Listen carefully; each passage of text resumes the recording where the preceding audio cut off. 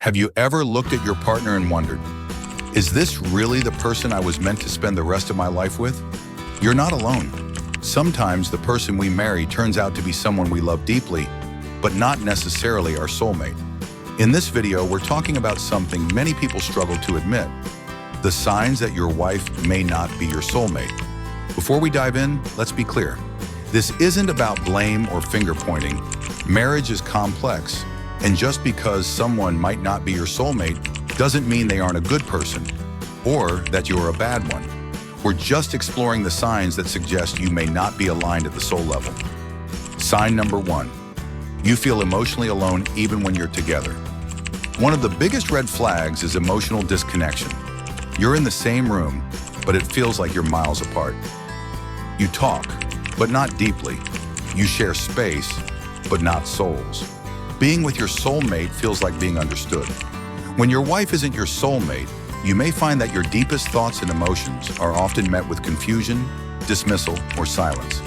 You might even stop sharing altogether because you feel like she just doesn't get you. That loneliness and togetherness is heavy, and it's telling. Sign number 2, you're growing in opposite directions.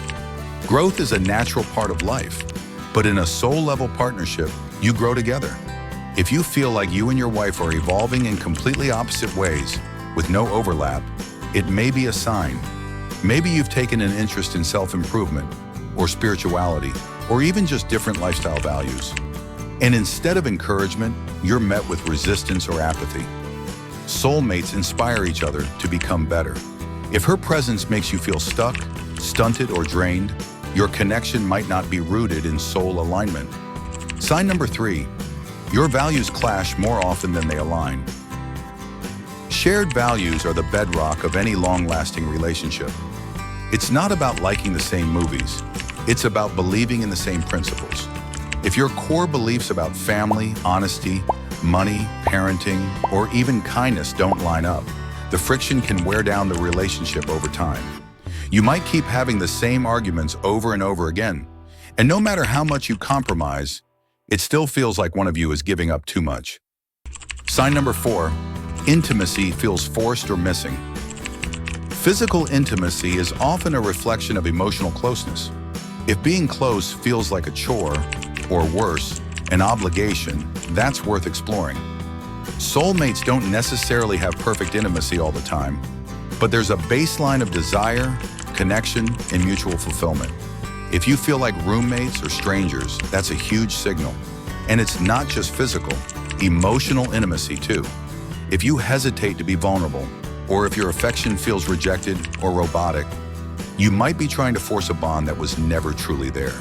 Sign number 5, you daydream about a different life. Often, everyone fantasizes sometimes, but if you constantly catch yourself imagining what life would be like with someone else, or completely alone, it may be your soul nudging you. These aren't just harmless daydreams. They can be recurring signals that you're not satisfied on a deep level, that something is missing. And if you're honest with yourself, you might admit that those fantasies feel more like truth than your reality does. Sign number 6, you can't be fully yourself around her. With your soulmate, you can breathe, you can relax, you can be raw and real without fear of judgment. But if you're always editing yourself, watching your words, hiding your quirks, avoiding topics, it may be because you don't feel emotionally safe with her.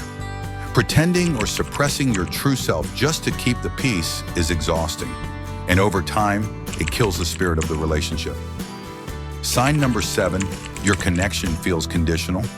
Soulmate love is unconditional. It says, I see you even when you're not perfect. But if you constantly feel like you have to earn her love, that's not soul deep, it's performance-based. Maybe you've noticed that her affection only shows up when things go her way, or when you meet certain expectations. That's not love, it's leverage. In soul partnerships, love isn't a reward, it's the foundation. If you're walking on eggshells just to feel accepted, you're not being loved for who you really are. Now let's pause for a moment. None of this is about jumping to conclusions or blaming your wife. It's about listening to your inner truth. Relationships are complex, and not every mismatch means it's time to walk away. But awareness is the first step. You might even recognize some of these signs and still love your wife deeply. That's okay. You can care about someone and still realize they aren't your forever person. That's not betrayal, that's growth. The question isn't just, is she my soulmate? It's, am I being honest with myself about what I need and who I am when I'm with her? You deserve a connection that brings peace, not pressure, that energizes you, not exhausts you. A soulmate sees your essence and loves you not despite it, but because of it. If this video resonated with you, give it a like and share it with someone who might need it. And if you're going through something tough in your relationship, drop a comment below or subscribe for more heart-to-heart conversations like this one. You're not alone, and clarity is always the beginning of healing.